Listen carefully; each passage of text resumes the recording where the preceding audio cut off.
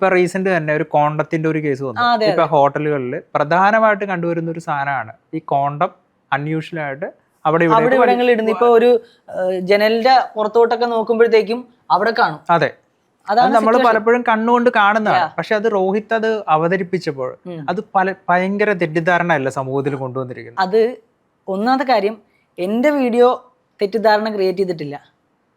അതായത് ഞാൻ പറയുന്ന കാര്യങ്ങൾ പ്രോപ്പറായിട്ട് ഞാൻ കാര്യങ്ങൾ എന്നെ കൊണ്ട് പറയാൻ പറ്റുന്ന പോലെ ഞാൻ പറഞ്ഞിട്ടുണ്ട്.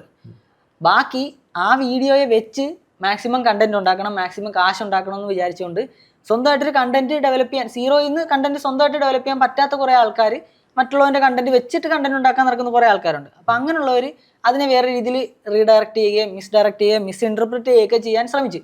അപ്പോൾ അതുകൊണ്ട് ആളുകൾ തെറ്റിദ്ധരിച്ചോ എന്നുള്ളത് എൻ്റെ വിഷയമല്ല. ഞാൻ ഇടുന്ന പോസ്റ്റുകൾ, ഞാൻ പറയുന്ന കാര്യങ്ങൾക്ക് മാത്രമാണ് എനിക്ക് ഉത്തരവാദിത്തം എടുക്കാൻ പറ്റുന്നത്. മറ്റുള്ളവൻ എന്നെ മുതലാക്കാൻ വേണ്ടി എൻ്റെ കണ്ടന്റിനെ വെച്ചിട്ട് എന്തെങ്കിലുമൊക്കെ കാണിച്ചു കൂട്ടിക്കഴിഞ്ഞാൽ അതിനൊന്നും ഞാൻ ഉത്തരവാദിയല്ല.